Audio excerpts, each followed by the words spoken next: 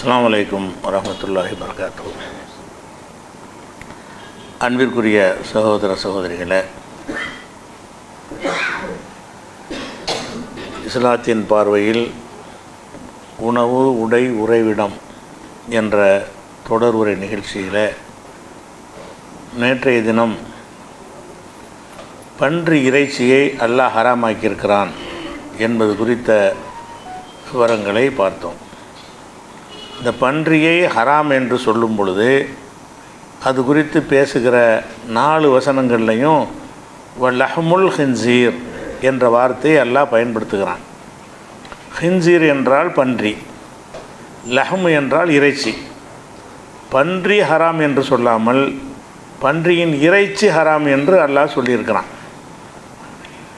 இதை அந்த குர்ஆன் அருளப்பட்ட காலத்தில் இருந்து 14 நூற்றாண்டுகளாக வாழ்ந்த எல்லா மக்களுமே பன்றியின் இறைச்சி என்று சொல்லப்பட்டாலும் அது அனைத்தையும் தான் எடுத்துக்கொள்ளும், இறைச்சியை மட்டும் குறிக்காது என்று தான் அனைவரும் ஒருமனதாக விளக்கம் கொடுத்து வந்தார்கள். ஆனால் இப்போ சமீப காலத்தில் சில பேர் என்ன செய்கிறாங்கன்னு கேட்டால், பன்றி ஹராம் என்று சொன்னால் அதில் உள்ள எல்லாத்தையும் ஹராம் என்று நம்ம சொல்ல முடியும். பன்றியின் இறைச்சின்னு அல்லாஹ் ஒரு வார்த்தையை சொல்கிறான்னு சொன்னால் வேஸ்ட்டாக அப்படி ஒரு வார்த்தையை எல்லாம் பயன்படுத்துவானா? இறைச்சின்னா இறைச்சியை தானே குறிக்கும் அப்படின்னு வாதம் பண்ணி அதுக்கு சான்றாக வேறு சில வசனங்களும் எடுத்து காட்டுறாங்க. எப்படி காட்டுறாங்கன்னு கேட்டால், இப்போ 100 வருஷம் ஒருத்தர் எல்லாம் மரணிக்க செஞ்சான்னு ஒரு சம்பவம் இருக்குல்ல. ஒரு நல்லடியார் இருந்தார், அவரை 100 ஆண்டு காலம் மரணிக்க செய்து பிறகு உயிர்ப்பித்தாண்டு ஒரு வசனம் 2வது சூறாவில் 259வது வசனத்தில் இருக்கும். அதிலெல்லாம் என்ன செய்கிறான்னு கேட்டால், அவர் ஒரு கழுதையை கொண்டு போகிறாரு, உணவுலாம் கொண்டு போகிறாரு, உணவுலாம் கெட்டு போகாமல் இருக்குது. அவர் கொண்டு போன கழுதை என்ன செஞ்சிருதுன்னா மக்கி மண்ணாக போய் விடுகிறது, செத்து போய் மக்கி மண்ணாகிடுச்சு. அல்லாஹ் என்ன செய்கிறான்னு கேட்டால், எப்படி அல்லாஹ் உயிராக்குவான்னு நீ சந்தேகப்பட்டீல, இந்த கழுதையை பார், அதை எப்படி நம்ம உயிராய் காட்டுறோம் என்று பார் என்று அல்லாஹ் சொல்கிறான். சொன்ன பிறகு அதனுடைய எலும்புகள் முதல்ல தனியாக வருகிறது, அதுக்கப்புறம் அதன் மீது இறைச்சி போர்த்தப்படுகிறது. அப்படி வருது. ஒன்றூர் இலாமி, அதனுடைய எலும்புகளை பார், இறைச்சியெல்லாம் ஒன்றுமில்லாமல் போயிருக்கு, எலும்பு தான் மக்கி போய் கிடக்கும். அதை கைஃப நுன்ஷிதுஹா, அதை நம்ம எப்படி எலும்புகளை எல்லாம் ஒன்றாக திரட்டி சும்மா நக்குசுஹா லஹ்மன், பிறகு அதுக்கு இறைச்சியை நம்ம எப்படி போர்த்துகிறோம் என்று பார் அப்படின்ட்டு ஒரு வசனம் குர்ஆனில் இருக்குது. அதாவது ஒரு மனிதர் ஒரு பாலடைஞ்ச ஊரை அந்த விஷயத்தையும் சொல்லிடுவோம் தெரியாதவங்களுக்காக வேண்டி, ஒரு பாலடைந்த ஒரு ஊரை கடந்து போகிறார். போகும்போது அவர் என்ன நினைக்கிறாருன்னு கேட்டால், இந்த பாலடைஞ்ச ஊரை அல்லாஹ் எப்படி உயிராக்குவான், இறந்தவர்கள் எல்லாம் உயிர்ப்பிப்பதாக சொல்கிறானே, இந்த மாதிரி பாலடைஞ்சு கிடக்குது, இது எப்படி எல்லாம் உயிராக்குவான் என்று மனசில் நினைக்கிறார். அவர் நல்லடியாராக இருந்ததுனால அல்லாஹ் என்ன செஞ்சிட்டான்னு கேட்டால், அவருக்கு நேரடி விளக்கம் காட்டுவதற்காக வேண்டி அந்த இடத்துல அல்லாஹ் மூத்தாக்கிட்டான். எவ்வளோ நாளைக்கு மூத்தாகிட்டாங்கன்னு சொன்னால் 100 வருஷம். அமாத்தகுல்லாஹு மேத் ஆமீன், 100 ஆண்டு காலம் அவர் அப்படி பாடியாக போட்டுட்டான். அந்த 100 ஆண்டுகளில் என்ன ஆகுதுன்னு கேட்டால், இவர் கொண்டு போன உணவும் தண்ணீரும் கெட்டு போகாமல் நல்லா பாதுகாக்கிறான். அதே நேரத்தில் அவர் கொண்டு போன கழுதை இருக்குதுல்ல, அது மக்கி 100 வருஷத்தில் என்ன ஆகுமோ அப்படி ஆகிப்போச்சு. ஒரு கழுதையில் ஏறி போகிறாரு, அந்த கழுதை மக்கி போய் எலும்பாக போய் எல்லாமே போயிடுச்சு. ஆனால் இந்த உணவும் பானங்கள் கெட்டு போகாமல் இருக்கிறது. நான் நினச்சேன்னு சொன்னால் ஒரு இடத்துலையே ஒன்றை கெட்டு போகாமல் வைப்பேன், நான் நினச்சேன்னு சொன்னால் அதே இடத்துல இன்னொன்றை கெட்டு போகிற மாதிரி ஆக்க வேண்டாம் எல்லாம் காட்டுறதுக்காக இதை செய்கிறான். செஞ்சுட்டு அவரை எழுப்பி எவ்வளோ நாள் இந்த நிலையில் இருந்திருப்பாயின்னு கேட்கும் பொழுது என்ன 1 நாள் 1/2 நாள் இருக்குங்கிறார். 100 வருஷம் இருந்தவருக்கு தெரியலை. அல்ல கழுதையை பாரு, நேற்று மூத்தா போன மாதிரி அந்த கழுதை இருக்குது, நீ மூத்தா போய் இந்த கழுதையே ஒன்றுமில்லாமல் போச்சு பாரு, 100 வருஷம் ஆகிடுச்சின்னு அல்லாஹ் சொல்லிவிட்டு, இப்போ எப்படி அல்லாஹ் உயிராக்குவான்னு நீ சந்தேகப்பட்டீல, இப்போ நான் உயிராகி காட்டுறேன் பாரு அப்படின்னு சொல்லிவிட்டு அந்த எலும்புகளை முதல்ல அல்லாஹ் திரட்டினான். பிறகு அதன் மீது இறைச்சியை உருவாக்கினான். அதுக்கு பிறகு அது கழுதையாக மாற்றி எல்லாம் எழுதி நிப்பாட்ட வச்சான். செஞ்சுட்டு இப்படித்தான் நான் உயிராக்குவேன் அப்படின்னு அல்லாஹ் இப்ராஹிம் நபிக்கு செய்முறை விளக்கம் காட்டுவான்ல, எப்படி இப்போ பறவைகளை உயிராக்குவான்னு கேட்கும் பொழுது அதே மாதிரி இவருக்கும் செஞ்சு காட்டுறான். இதில் அல்லாஹ் என்ன செய்கிறான்னு கேட்டால், எலும்புகள் மீது இறைச்சியை போர்த்துக்கிறோம்னு வார்த்தையை பயன்படுத்துகிறான். அப்போ எலும்பு வேறு இறைச்சி வேறு தானே. அது ஆதாரம். இது இந்த சம்பவத்தை என்ன ஆதாரம் கேட்குறாங்கன்னா, இறைச்சிங்கிறது வேறு தான், எலும்புங்கிறது வேறு தான். அப்போ இறைச்சி எலும்பாக இருப்பதை கழுதையுடைய எலும்புக்கு மேலே இறைச்சியை போர்த்துக்கிறோம் நல்லா சொல்லும் பொழுது, அப்போ இறைச்சிங்கிறதுல எலும்பு அடங்காது. அதனால தான் என்ன செய்கிற, எலும்பின் மீது இறைச்சியை போர்த்துக்கிறோம் நல்லா இதெல்லாம் எடுத்து காட்டுறாங்க. அந்த மாற்று கருத்து உடையவர்கள் அவங்க கருத்துக்கு சான்றாக இந்த வசனத்தையும் வைக்கிறாங்க. அதே மாதிரி மனித படைப்பை பற்றி 23வது சூறாவில் 14வது வசனத்தில் நல்லா சொல்லும் பொழுது அது என்ன செய்கிறான்னு கேட்டால், முதல்ல விந்து துளியாக இருக்கிறான், அப்புறம் ஒரு கருவுற்ற சினை முட்டையாக மாறுகிறான், அப்புறம் ஒரு சதை துண்டாக ஆகிறான். சதை துண்டாக இருக்கிறத என்ன செய்கிறான்னா பிறகு அல்லாஹ் எலும்பாக மாற்றுகிறான். எலும்பாக மாற்றி இப்போ கசவுனல் இல்லாமல் அலஹமா, அதை எலும்புக்கு மேலே நம்ம இறைச்சியை அணிவிக்கிறோம். எலும்பை உற்பத்தி பண்ணி எலும்புக்கு மேலே என்ன செய்கிறோம், இறைச்சியை ஆடையாக அணிவிக்கிறோம். அதை இறைச்சி அடுத்தபடியாக உருவாக்குறோன்னு நல்லா சொல்கிறான். அப்போ இதில் என்ன செய்கிறான்னு கேட்டால், எலும்பு வேறு இறைச்சி வேறுன்னு பிரிக்கிறான்ல. மனிதன் உற்பத்தி ஆகும்போது அவன் எலும்பாக இருப்பான்ல, அது வேறு தான், அப்புறம் இறைச்சி வேறு தான் நல்லா பிரிக்கிறான். அப்படின்னா பன்றியுடைய இறைச்சிங்கிற இறைச்சியை தானே குறிக்குங்கிறாங்க. இந்த வசனத்தில் வச்சு இந்த வசனத்தில் இருந்து அவங்களுடைய கருத்தை வலுப்படுத்துகிற வாதத்தை இப்படி தான் வைக்கிறாங்க. எப்படி வைக்கிறாங்க, இப்போ கசவுனல் இல்லாமல் அஹ்மன், எலும்புக்கு இறைச்சியை போர்த்துக்கிறோம். மனிதன் உருவாகும் பொழுது எலும்பாக உருவாகிறான், ஒரு கட்டத்தில் எலும்பாக ஆகுறான், எலும்புக்கு மேலே இறைச்சியை போர்த்துறோம்னு நல்லா சொல்கிறான். எலும்புக்கு மேலே இறைச்சியை போத்துறோம்னு சொன்னால் எலும்பு வேறு இறைச்சி வேறு. இறைச்சிங்கிறதுல எது அடங்காது, எலும்பு அடங்காது. அதே மாதிரி தான் பன்றியுடைய இறைச்சியில் எலும்பு அடங்காது. இப்படி பன்றியுடைய இறைச்சி சாப்பிடக்கூடாதுன்னா எலும்பு வேறு தானே, எலும்பை சூப் போட்டு குடிக்கலாம்ல அப்படிங்கிற அர்த்தத்தில் வாதிடுறாங்க அவங்க. இந்த வசனத்தை வைத்து கொண்டு சப்போர்ட்டாக இதை கொண்டாந்து நிப்பாட்டுறாங்க. அப்போ இதில் இந்த கருத்து சரியான்னு கேட்டால் மேலோட்டமாக பார்க்கும்போது சரி மாதிரி தெரியும். ஆனால் பொதுவாக இந்த இறைச்சிங்கிற அந்த வார்த்தை இருக்குது இல்லையா, இறைச்சிங்கிறது பிரித்து பிரித்து சொல்லும் பொழுது அது இறைச்சியை மட்டும் குறிக்கும். இறைச்சி, எலும்பு, கொழுப்பு, நரம்புன்னு அப்படி சொல்லும் பொழுது தான் இறைச்சிங்கிறது இறைச்சியை மட்டும் குறிக்கும். அதை மட்டும் தனியாக சொல்லப்பட்டுச்சுன்னா அனைத்தையும் தான் குறிக்கும். இறைச்சி வாங்கிட்டு வாங்கன்னு உங்களை கடைக்கு அனுப்புகிறாங்க. என்ன வாங்கிட்டு வருவீங்க, இறைச்சியும் வாங்கிட்டு வருவீங்க, எலும்பையும் வாங்கிட்டு வருவீங்க. அதில் ஈரல் கொஞ்சம் வெட்டி போடுவோம், அது நரம்பு, அது இறைச்சின்னு மட்டும் சொல்லப்படுமே. ஆனால் திங்கிற எல்லாத்தையும் தான் குறிச்சிக்கிறோம். அந்த எது பிராணிகள் எதெல்லாம் சாப்பிடக்கூடியதாக இருக்குதோ எல்லாத்தையும் குறிக்கக்கூடியதாகத்தான் இந்த இறைச்சிங்கிற வார்த்தைக்கு நடைமுறையில் அர்த்தம் இருக்கிறது. அது எப்போ வேறு அர்த்தம் வரும்னு கேட்டால், கொஞ்சம் எலும்பு, கொஞ்சம் இறைச்சி, கொஞ்சம் ஈரல் வாங்கிட்டு வாண்டா தான் இறைச்சி வேறு அது வேறுண்டு வரும். பிரித்து நீங்கள் சொல்லணும். இறைச்சியோட வேறு வேறு பொருள்களை சேர்த்து சொன்னீங்கன்னா அப்போ தான் இறைச்சிக்கு இறைச்சின்னு மட்டும் அர்த்தம். சும்மா வெறுமனை இறைச்சியை மட்டும் சொன்னீங்கன்னு சொன்னால் இறைச்சி கடைன்னு சொல்கிறீங்க, இறைச்சி மட்டும் வச்சுக்கிறான். கசாப்பு கடைக்கு என்ன பேர், இறைச்சி கடைங்கிறீங்க. ஏன் எலும்பு கடைன்னு நான் சொல்ல மாட்டேங்கிறீங்க, இறைச்சி கடைன்னு தான் சொல்கிறீங்க. ஈரல் கடைன்னு சொல்ல மாட்டேங்கிறீங்க, குடல் கடைன்னு சொல்ல மாட்டேங்கிறீங்க. தலையும் வச்சுருப்பான், தலை கடைன்னு சொல்ல மாட்டேங்கிறீங்க. கால் வச்சுருப்பான் சூப் போடுறதுக்காக வேண்டி, கால் கடைன்னு சொல்ல மாட்டேங்க, இறைச்சி கடைங்கிறீங்க. அப்போ இறைச்சிங்க என்பதில் எதெல்லாம் அடங்குது, நம்ம தமிழில் இப்படி அடங்குற மாதிரி தான் அரபிலை. நம்ம எப்படி தமிழில் இறைச்சி என்று சொன்னாலேயே அனைத்தையும் குறிக்கும். சாப்பிட்ற அந்த பிராணியில் எதெல்லாம் சாப்பிட்றோமோ அது எல்லாத்துக்கும் சேர்த்தும் இறைச்சின்னு சொல்லுவோம். அதே நேரத்தில் அந்த தனியான இறைச்சிக்கும் இல்லை இறைச்சின்னு சொல்லுவோம். அது எப்படி பிரித்து அறிவோம் என்று சொன்னால், இறைச்சின்னு மட்டும் சொல்லப்பட்டுச்சுன்னு சொன்னால் அப்போ அதில் எல்லாம் அடங்கிடும். இறைச்சியோட இறைச்சியும் ஈரலும் வாங்கிட்டு வான்னு சொன்னால், ஓ தனி இறைச்சியை சொல்கிறாரு அப்படி விளங்கிக்கிடுவீங்க. எலும்பு இல்லாத இறைச்சியை வாங்கிட்டு வான்னு சொன்னால் அப்போ எலும்பு இல்லாத இறைச்சின்னு அர்த்தம். எலும்பும் இறைச்சியும் வாங்கிட்டு வான்னு சொன்னால் அப்போ அந்த இறைச்சிக்கு இறைச்சின்னு மட்டும் அர்த்தம். அந்த மாதிரி பயன்படுத்தும் போது அந்த அர்த்தம் வரும். அதனால் இந்த வாதம் சரியில்லை அப்படின்னு சொல்லி அறிஞர்கள், இப்போ நவீன காலத்து அறிஞர்களை இந்த வாதத்துக்கு பதில் கொடுக்குறாங்க. கரெக்டாக தான் கொடுக்குறாங்க. ஏன்னா இறைச்சிங்கிற வார்த்தையை எல்லா மொழிகள்லையுமே ரெண்டு அர்த்தத்தை தான் பயன்படுத்தப்படும். அரபுக்கு மட்டும் இல்லை, எந்த மொழியில் எடுத்துக்கொண்டாலும் சரி இறைச்சிங்கிறது அதில் உள்ள சாப்பிடுவதற்குரிய அந்த பிராணியில் உள்ள அனைத்தையும் குறிப்பதற்கு தான் நம்ம என்ன செய்வோம், நம்ம வீட்டில் நீங்கள் இறைச்சி விருந்துன்னு சொல்லுவீங்க. இறைச்சின்னா இறைச்சி மட்டும் வாங்கியிருப்பீங்க, இறைச்சியோடு சேர்த்து எல்லாத்தையும் தான் வாங்கிட்டு வந்து தான் இறைச்சிங்கிறீங்க. அப்போ இந்த காலத்தில் இறைச்சி கடையிலோடு எல்லாம் கலந்து தான் கொடுக்குறாங்க. தனிக்கறின்னு கேட்டால் மட்டும்தான் என்ன செய்கிறாங்க, அதுலேயும் கூட எலும்புலாம் கலந்து தான் வரும். அப்போ அது மாதிரி இறைச்சின்னு சொன்னாலேயே அதில் எல்லா அந்த பிராணிகளோட அனைத்தையும் கலந்து தான் இறைச்சி என்ற வார்த்தையால் நம்ம சொல்லுகிறோம். தமிழில் சொல்கிற மாதிரி தான் அரபியில் உள்ளதான் அது இருக்கிறது. அந்த மக்களுடைய மொழியில் தான் குர்ஆன் அருளப்பட்டிருக்கிறது. மக்கள் எந்த மாதிரி புரிந்து கொள்கிறாங்களோ அந்த பாஷையில் தான் குர்ஆன் அருளப்பட்டிருக்கு. அப்போ பன்றி இறைச்சின்னு சொன்னால் என்ன விளங்கிக்குவாங்கன்னா எல்லாத்தையும் தான் விளங்குவாங்க. அதாவது பன்றியுடைய ஹராமா தோல் இதெல்லாம் அடங்காது. சாப்பிடுவதற்கு இல்லாத பொருள் இருக்குல்ல, அதை கழிச்சிக்கிடலாம். சாப்பிடுவதற்குரிய இது எதெல்லாம் ஒரு பிராணியில் சாப்பிடப்படுமோ அது எல்லாமே லஹமுங்கிறதுல அடங்கிரும் அப்படிங்கிறத சொல்லி அதுக்கு சில வசனங்களை வைத்து என்ன செய்கிறாங்கன்னா மறுப்பும் கொடுக்குறாங்க. எப்படி கொடுக்குறாங்க?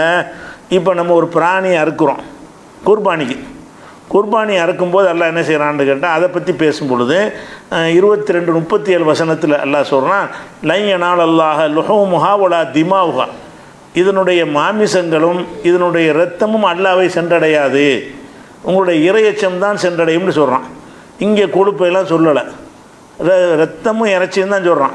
அப்போ மற்றெல்லாம் அடையுமா? அப்போ அல்லாஹ் இறைச்சியும் சென்றடையாது ரத்தமும் சென்றடையாதுன்னு சொன்னால் அப்போ இறைச்சி ரத்தத்தை தவிர வேறு பொருள்கள்லாம் இருக்க. அப்போ ஈரல் சென்றடையுமா? அல்லாஹ்க்கு போய் சேருமா? அல்லது குடல் அல்லாஹ்க்கு போய் சேருமா? அதனுடைய தலை அல்லாஹ்க்கு போய் சேருமான்னா அது இறைச்சிங்க எல்லாம் அடங்குன்னு நம்ம என்ன விளக்கம் சொல்லுவோம்? ரத்தமும் இறைச்சியும் சேராதுன்னு சொன்னால் ரத்தமும் சேராது, அந்த பிராணிகளுள்ள எதுவும் சேராது. எதுவுங்கிறதுக்கு தான் லஹமுங்கிற வார்த்தையை அல்லாஹ் வேறு இடத்துல பயன்படுத்தி காட்டுறான். இந்த அரபு மொழியில் அந்த பழக்கத்தில் இருந்ததுனால தான் லையனால் அதுலேயும் லஹமுங்கிற வார்த்தை தான் வருது.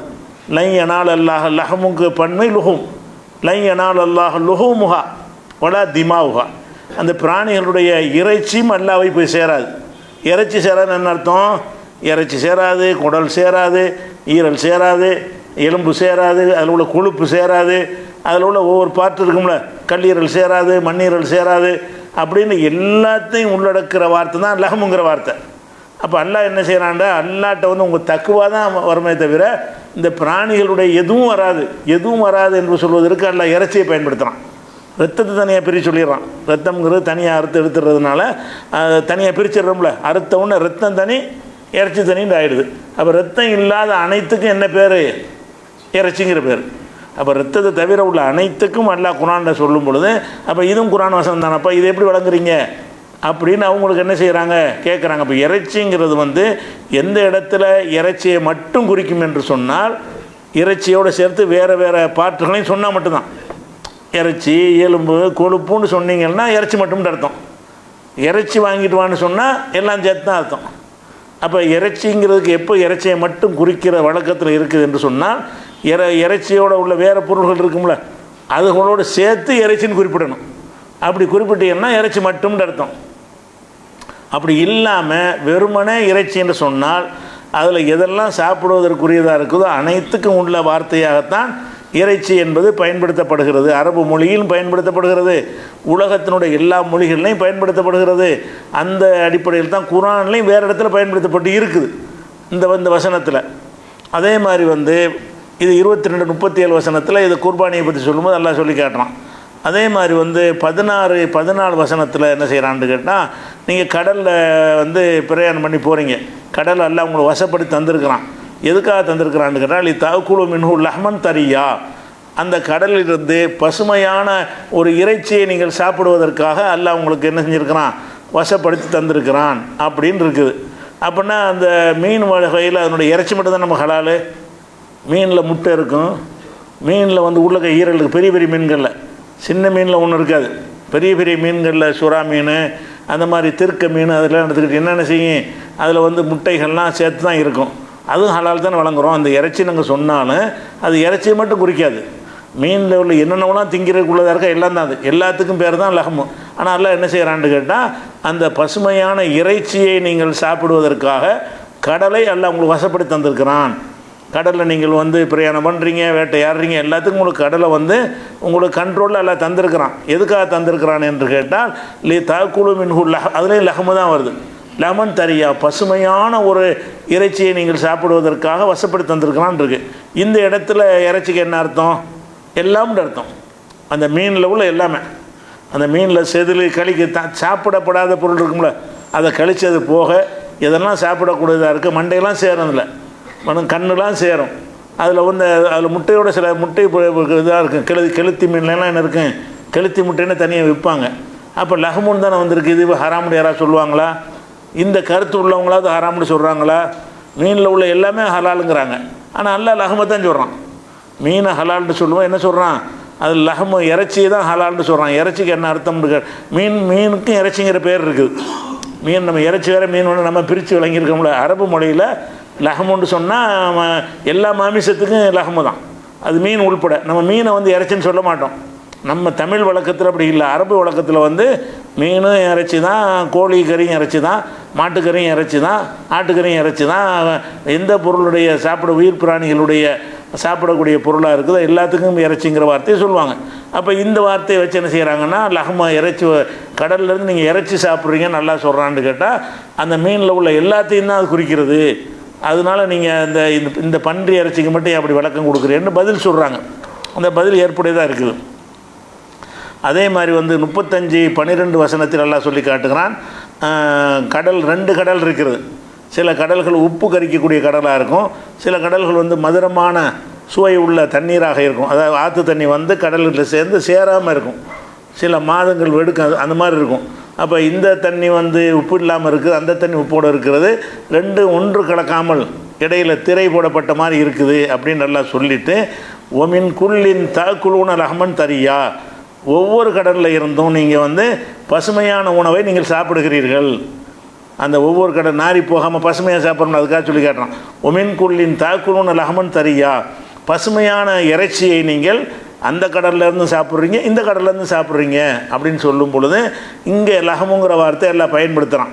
பயன்படுத்துறதுக்கு என்ன அர்த்தம்னு கேட்டால், அந்த மீனுடைய இறைச்சி மட்டும் கிடையாது, மீனுக்குள்ளே சாப்பிடுவதற்குரிய என்னென்ன இருக்கிறதோ. சில மீன்களில் வந்து அந்த முள்ளு கூட சாப்பிடுவோம், சில மீன்களில் இந்த மீன்களில் முள் சாப்பிட மாட்டோம். சில மீன்களில் என்ன செய்வோம், அந்த முள் கூட என்ன செய்யும், இந்த காது எலும்பு மாதிரி உள்ள முள் இருக்கும், அதுக்கு அதையெல்லாம் கூட சாப்பிடலாம். அதெல்லாம் எதில் கொண்டு வரும்னு கேட்டால் இந்த லஹமை கொண்டு தான் அது ஹலாலுங்கிறோம். இறைச்சின்னு தான் எல்லாம் சொல்கிறான். இறைச்சின்னு சொன்னாலும் அதில் உள்ள எலும்பு எல்லாமே அடங்கும், அதில் எதுவுமே கழிக்கப்படாதுன்னு சொல்லி அதுக்கு ஒரு பதிலை சொல்லிடுறாங்க. அதனால் வந்து அவங்களுடைய வாதம் சரியில்லை. பன்றியுடைய இறைச்சிங்கிறது வந்து அது பன்றியுடைய இறைச்சியோட வேறு எதையும் சேர்த்து சொன்னால் தான் என்ன செய்யும், இறைச்சி வேறு எலும்பு வேறுன்னு பிரிக்க முடியும். சும்மா பன்றியுடைய இறைச்சி நாயுடைய இறைச்சின்னு எதனுடைய இறைச்சியை சொன்னாலும் பன்றி இறைச்சி ஹராம்னா அதில் உள்ள திங்கிற எல்லாம் ஹராம்னு அர்த்தம். நாய் இறைச்சி ஹராம்னு சொன்னால் இறைச்சி மட்டும் இல்லை, அதில் உள்ள கொழுப்பு எல்லாம் தான் ஹராம்னு அர்த்தம். அப்படிங்கிற மாதிரி விளக்கத்தை சொல்கிறாங்க. சொல்கிறது மட்டும் இல்லாமல் வேறு சில ஆதாரங்களையும் கொண்டு வர்றாங்க. என்ன கொண்டு வர்றாங்கன்னு கேட்டால், இப்போ ஈசா நபி வரக்கூடிய காலத்தில் அவர் வந்து சில காரியங்களை செய்வார்னு வருது. அது என்னுடைய இந்த ரசூல்லாவுடைய வழிகாட்டுதல் பிரகாரம் தான் அவர் செய்வார். அவர் ரசூலாக வரமாட்டார்ல, ஈசா நபி வரும்போது அவர் வந்து அல்லாவுடைய தூதராக வந்து செய்தியை சொல்லி புது சட்டங்கள் நமக்கு சொல்ல மாட்டார். ரசூல்லாவுடைய வழிகாட்டுதல் பிரகாரம் தான் அவர் என்ன செய்வார், இங்கே அந்த இருக்கக்கூடிய காலத்தில் செயல்படுவார். அப்போ அவரை சொல்லும்போது என்ன செய்கிறாங்கன்னு கேட்டால், ஓ யக்குத்துல் ஹின்சீர, அவர் வந்து பன்றியெல்லாம் கொல்லுவார். அந்த ஹதீஸில் வருது, புகாரில் 2222 ஹதீஸில் வருகிறது, ஓ யக்குத்துல் ஹின்சீர, பன்றியை கொல்லுவார் அப்படின்னு வருகிறது. பொதுவாக கொல்லுதல் என்று சொன்னாலேயே சாப்பிடாமல் இருக்கிறதுக்கு கொல்றோம்ல, அதுக்கு பேர் தான் கொல்லுதல். அறுக்குதல்ங்கிறது வேறு, கொல்றதுங்கிறது வேறு. பன்றியை கொல்லுவார்னு வருதே தவிர, பன்றிங்கிறதுல அதில் வந்து சாப்பிடக்கூடிய பொருள்கள் இருக்குமானா, இறைச்சி அல்லாத மற்றதெல்லாம் ஹலாலானதாக இருக்குமே, ஆனால் பன்றி அவர் கொல்லக்கூடாது. அறுத்து இறைச்சியெல்லாம் கழித்து விட்டுட்டு என்ன செய்யணும், எல்லாத்தையும் சாப்பிட்ணும். கொள்ள அதில் சாப்பிடத்தக்கது இருக்குல்ல. இவங்க வாதப்படி இறைச்சி மட்டும்தான் ஹராமுன்னா எலும்பு ஹலால், கொழுப்பு ஜாஸ்தி, பாதிக்கு பாதி கொழுப்பு இருக்குது, அந்த கொழுப்பு ஹலால்னு ஆயிரும். கொழுப்புக்காக வேண்டி என்ன செய்யணும், பன்றியை கொல்லக்கூடாது. மரம் என்ன செய்யணும்னா பன்றி அறுக்கணும். ஈசா நபி அறுத்து என்ன செய்யணும், இறைச்சி மட்டும் தூக்கி போடு, மற்றெல்லாம் தின்னுண்டு அப்படி சொல்லியிருப்பார். அப்போ பன்றியை கொல்றதுன்னு சொன்னாலும் என்ன அர்த்தம்னா கொண்டு தூக்கி எரிஞ்சிடுறது. அப்போ பன்றியை கொல்வாருங்கிற அந்த வசனத்திலிருந்து அது அறுக்கத்தக்கது சாப்பிடத்தக்கது இருக்குமே, ஆனால் அதை வந்து கொல்லக்கூடாது, அறுக்கத்தான் செய்யணும். அதில் சாப்பிட இவங்க கருத்துப்படி அறுக்கணும்ல. பன்றியோட இறைச்சி மட்டும்தான் ஹராம்னு சொல்லிடலப்பா, மற்றது ஹலால்னா அறுக்கிற முறையில் அறுத்ததுன்னு ஹலாலாகும். இப்போ பன்றி அறுக்கணும்ல, அவர் அறுக்காமல் கொல்லோடு செய்கிறாரு. அப்போ கொல்வதிலிருந்து என்ன வழங்குதுன்னு கேட்டால், பன்றியை கொல்வார் என்று ஈசா நபியை பற்றி சொன்னதில் இருந்த பன்றியுடைய எதுவும் சாப்பிடுவதற்குரியது கிடையாது. சாப்பிடுவதற்குரிய இல்லாட்டி தான் கொல்லணும். இல்லாட்டி என்ன செய்யணும், பாம்பை கொள்றோம், சிங்கத்தை கொள்றோம், அந்த மாதிரி கொள்கிற நாயை கொள்றோன்னா வருதில்ல, கொள்றதுன்னு வந்துருச்சுன்னா என்ன அர்த்தம்னு கேட்டால் அது சாப்பிடுவதற்குள்ளது கிடையாதுன்னு அர்த்தம். அப்போ அதில் எந்த சாப்பிடக்கூடிய எந்த ஒரு அம்சம் இல்லைங்கிறதுனால தான் இப்படி ரசூலுல்லாஹ் சொன்னாங்க என்ற ஒரு ஹதீஸையும் அவங்களுக்கு மறுப்பாக நம்ம எடுத்து வைக்கலாம். அது ஒரு விஷயம். இது புகாரில் 2222 ஹதீஸில் இருக்கிறது. அதே மாதிரி ரசூல் ஸல்லல்லாஹு அலைஹி வஸல்லம் அவர்கள் அதாவது ஹஜ்ஜத்துல் விதா மக்கா வெற்றியில் மக்காவை ஜெயிக்கிறாங்கல்ல, ஜெயிக்கும் போது அப்போ என்ன செய்கிறாங்கன்னு கேட்டால் சில விஷயங்களை ஹராம்னு அறிவிக்கிறாங்க. மக்கா வெற்றியின் போது என்னெல்லாம் ஹராமுங்கிறாங்கன்னா, இன்னல்லாஹ வ ரசூலஹு ஹர்ரம பை அல் ஹம்ரி, மதுபானம் விற்பனை செய்வதை அல்லாஹ் உங்களுக்கு ஹராமாக்கி விட்டான். அந்த மக்கா வெற்றியில் தான் ஹராமாக்கப்படுது. மதுபானம் விற்பனை செய்வதை உங்களுக்கு ஹராமாக்கி விட்டான். ஒல் மைத்தத்தி, மைத்தத்தையும் மைத்தத்துனா முறையாக அறுக்கப்படாதவை, முறையாக அறுக்கப்படாதவைகளையும் அதை அல்லாஹ் ஹராமாக்கி விட்டான். ஒல் ஹின்சீரி, பன்றி இறைச்சின்னு சொல்லலை, பன்றியையும் அல்லாஹ் ஹராமாக்கி விட்டான். ரசூலுல்லாஹ் ஹதீஸ் குரானில் பன்றி இறைச்சின்னு வந்தாலும் ஹதீஸில் என்ன வந்துடுது, பன்றி இறைச்சின்னு வராமல் பன்றியை அல்லாஹ் ஹராமாக்கிட்டான்னு வருது. பன்றியை ஹராமாக்கினால் அவ்வளோ அசனாமி சிலைகளை ஹராமாக்கி விட்டான் என்று 4 விஷயத்தை ரசூலுல்லாஹ் என்ன செய்கிறாங்கன்னு கேட்டால், அந்த மக்கா வெற்றியின் போது அந்த மக்காவை ஜெயிக்கிறாங்கல்ல, ஜெயித்த பிறகு அன்னைக்கு மக்களுக்கு அறிவிக்கிறாங்க, இன்னையிலேருந்து உங்களுக்கு பன்றி ஹராமு, சிலைகள் ஹராமு, மைத்தத்து முறைப்படி அறுக்கப்படாதவைகள்லாம் ஹராமு, மதுபான வியாபாரமும் ஹராமு என்று சொல்லி அப்போ ரசூலுல்லாஹ் அறிவிக்கிறாங்க. இந்த ஹதீஸ் புகாரியில் 2236 ஹதீஸ்லையும் இன்னும் பல இடங்கள்லையும் இருக்குது. அப்போ இது என்ன, இதில் பன்றி தானே ஹராமாக்கி இருக்கிறாங்க. பன்றி இறைச்சின்னு குரானில் வந்தாலும் அதுக்கு விளக்கமாக ஹதீஸில் என்ன செய்யல, ரசூலுல்லாஹ் லஹுமுல் ஹின்ஸின்னு சொல்லியிருக்கலாம்ல, பன்றியுடைய இறைச்சின்னு சொல்லியிருக்கலாம்ல. அந்த பன்றி இறைச்சி என்பது முழு பன்றியும் எடுத்துக்கொள்ளும் என்ற காரணத்தை ரசூலுல்லாஹ் விளக்கம் கொடுத்த பிறகு நம்ம வேறு விளக்கம் கொடுக்க தேவையில்லை. பன்றி இறைச்சி நாங்கள் வந்தாலும் அதுக்கு அர்த்தம் பன்றி தான், பன்றியுடைய அனைத்தும் தான். அப்படிங்கிற காரணத்தினால ரசூல் ஸல்லல்லாஹு அலைஹி வஸல்லம் அவர்கள் பன்றியை அல்லாஹ் ஹராமாக்கி விட்டான்ங்கிறாங்க. குரானில் இருக்கிறது பன்றி இறைச்சி, ஆனால் ரசூலுல்லாஹ் சொல்கிறது பன்றியே ஹராமாக்கிட்டாங்கிற, பன்றி இறைச்சின்னு சொல்லலை. அப்போ பன்றி இறைச்சி நாங்கள் சொல்லப்பட்டாலும் பன்றி இறைச்சிக்கு 2 அர்த்தம் இருக்கிறது. முழு பன்றியை குறிக்கக்கூடிய அர்த்தம் இருக்கிறது, இறைச்சியை மட்டும் குறிக்கிற அர்த்தம் இருக்கிறது. இந்த வசனத்தில் முழுசை தான் குறிக்கும். அதுதான் எனக்கு விளக்கம். அந்த ரசூலுல்லாஹ்வுடைய இந்த சொல்லிலிருந்து அதை நம்ம விளங்கிக்கிறோம். அதே மாதிரி சொர்க்கத்தில் நமக்கு இறைச்சி தரப்படும் இருக்கிறது. சொர்க்கத்தில் என்ன செய்வோம், நம்ம இறைச்சிலாம் சாப்பிடுவோம்னு சொல்லி அதில் என்ன வருதுன்னு கேட்டால் 52:22 ஒலஹமின் மிம்மா எஸ்தஹூன், அவங்க விரும்பக்கூடிய இறைச்சி எல்லாம் கொடுப்போம் என்று வருகிறது. அப்போ இறைச்சி கொடுப்போம்னா அதில் ஈரல்கள் எல்லாம் தானே இருக்கு. நம்ம எதில் விரும்புகிறோம், வெறும் இறைச்சியை மட்டுமா விரும்புகிறோம்? இறைச்சியை விட ரொம்ப விரும்பக்கூடிய பொருள்கள்லாம் அந்த பிராணிகளில் இருக்குது. இறைச்சியை விட ஈரல் நல்லா விரும்புவாங்க, இறைச்சியை விட அந்த கல்லீரலை விரும்புவாங்க. அப்படி விரும்பக்கூடியதெல்லாம் இருக்குது. விரும்பக்கூடிய இறைச்சியெல்லாம் உங்களுக்கு தருவோம் என்று அல்லாஹ் சொல்கிறானே, அப்போ எல்லாத்தையும் கழிச்சிட்டு அந்த இறைச்சியை மட்டும்தான் தருவானா அப்படின்னு சிந்திச்சு பார்த்தோம்னு சொன்னால் அப்போ அந்த அர்த்தம் கிடையாது. இறைச்சின்னு சொன்னால் அதில் சாப்பிடுவதற்குரிய எல்லாமே தான் அதில் வரும்னு அர்த்தம் எடுத்துக்கணும். இது ஒரு விஷயம். அதனால் பன்றி இறைச்சி என்பதற்கு இறைச்சி மட்டும் என்று சில பேர் கொடுக்கக்கூடிய விளக்கம் அந்த அர்த்தம் இருக்கிறது, அகராதியில் இருக்குது. பன்றி இறைச்சின்னா பன்றி இறைச்சின்ற அர்த்தமும் இருக்கிறது. பன்றி இறைச்சின்னா பன்றியில் உள்ள அனைத்துங்கிற அர்த்தமும் வழக்கத்தில் இருக்கிறது.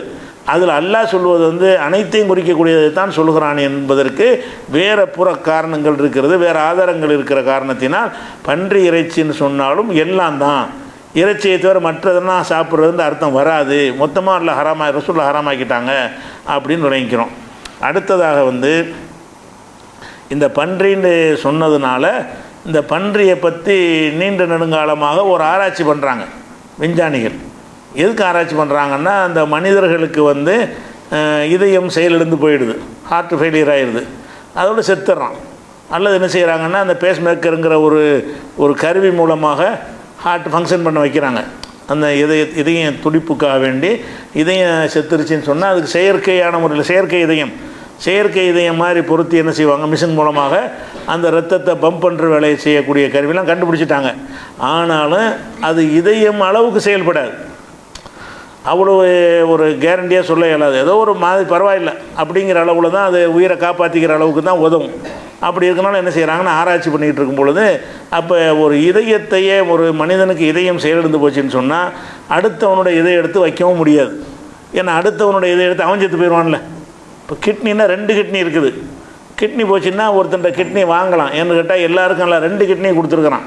ஒரு கிட்னி எடுத்துட்டாலும் அவனும் உயிரோடு இருப்பான், இவனும் உயிரோடு இருப்பான். அப்போ அந்த மாதிரி இதயம் 2 இல்லையே, 1 தானே இருக்குது. அப்போ ஒரு மனிதனுக்கு ஹார்ட் ஃபெயிலியர் ஆச்சுன்னு சொன்னால் அவனை இயங்க செய்வதற்காக வேண்டி இன்னொரு மனிதனுடைய இதயத்தை எடுக்க இயலாது. ஒரே ஒரு கட்டத்தில் எடுக்கலாம். இந்த மூளைச்சாவு அடைஞ்சிருவாங்கல்ல, மூளைச்சாவு அடைஞ்சிருவாங்கன்னா மூளை செயல்படாது, மூச்சு மட்டும் போயிட்டுருக்கான். இவன் இருந்து ஒன்று தான், இல்லாமல் இருந்து ஒன்று தான் சொல்லி குடும்பத்தார்கள் வந்து அந்த உறுப்புகளை எடுத்துக்கிறங்கன்னு சொன்னார்களே. ஆனால் மூளைச்சாவு அடைந்தவர்களிடமிருந்து இதயத்தை எடுக்கலாம். அது ஒரு சின்ன ஒரு சான்ஸ் தான். எடுக்கலாம், கண் எடுக்கலாம், எத்தனை செயல்படக்கூடிய உறுப்புகளெல்லாம் எடுக்கலாம். அது சின்ன ஒரு வாய்ப்பு இருக்குது.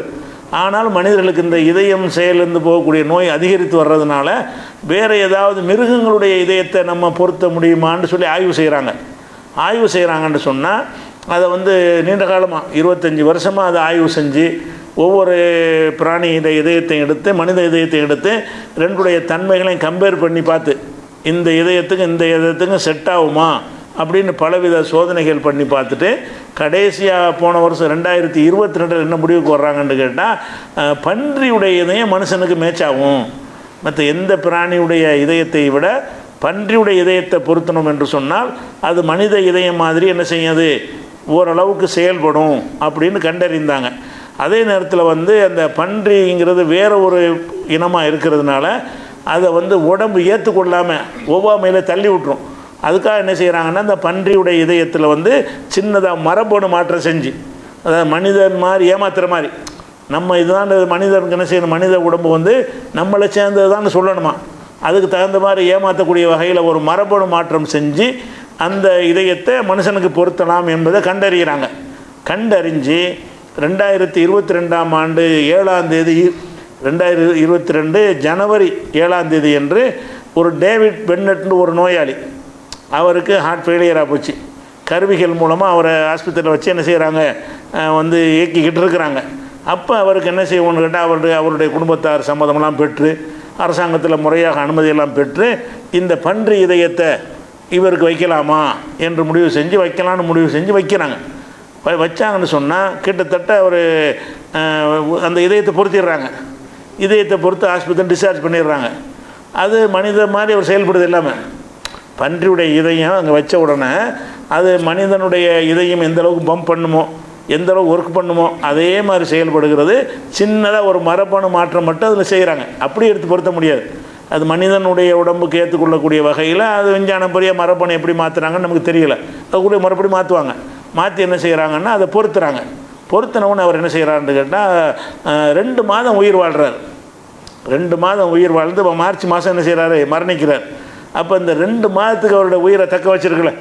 இது ஒரு 2 மாதத்தில் போன ஒரு ஃபெயிலியர் மாதிரி எடுத்துக்கொண்டால் கூட அது வந்து இம்ப்ரூவ்மெண்ட்டு தான். அது இனிமேல் கொஞ்சம் ஆய்வு செய்வாங்க. ஏன் 2 மாதத்தில் போனார், அதில் என்ன குறைபாடு இருந்துச்சு, வேறு என்ன செஞ்சால் அதை 4 மாதம் ஆக்கலாம், வேறு என்ன செஞ்சால் 6 மாதம் ஆக்கலாம்னு சொல்லி ஆய்வு பண்ணுவாங்க.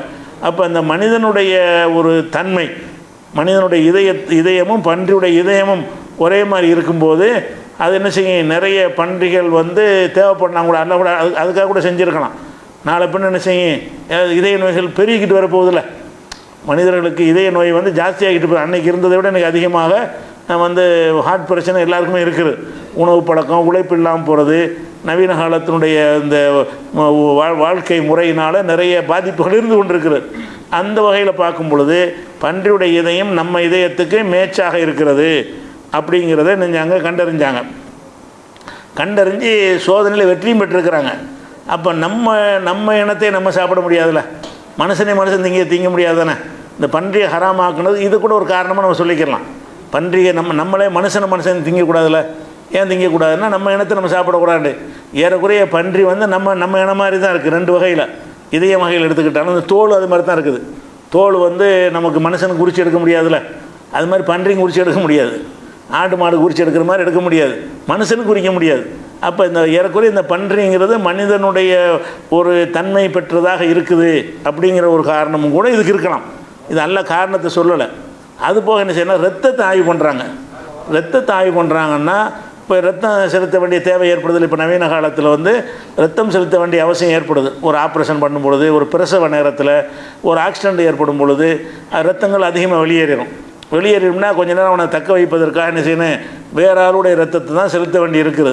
அந்த மாதிரி ரத்தத்தை செலுத்தி உயிர் வாழும்போது ரத்தம் சமயங்களில் கிடைக்காம போயிடும். இப்போ நிறைய விழிப்புணர்வுல கொடுக்குறாங்க. ஒரு கட்டத்தில் ரத்தமே இன்னொருத்தனை சார்ந்து இருக்காமல் வேறு ஏதாவது மிருகங்களுடைய ரத்தத்தை யூஸ் பண்ணலாமான்னு ஆய்வு செய்யும் பொழுது அப்பவும் யூஸ் பண்ணுறாங்க, யோசிக்கிறாங்க. பன்றியுடைய ரத்தம் நெருக்கமாக வருது. எந்த இரத்தத்தையும் விட பன்றியுடைய ரத்தம் வந்து மனித இரத்தத்துக்கு நெருக்கமாக வருகிறது. ஆனாலும் அதில் என்ன செய்யலைன்னா அது வந்து 25 வருஷமாக சோதனை பண்ணுறாங்க, அது வெற்றி பெறலை. ஏன்னு கேட்டால் அந்த பன்றியுடைய ரத்தத்தில் குரூப்புகள் கிடையாது.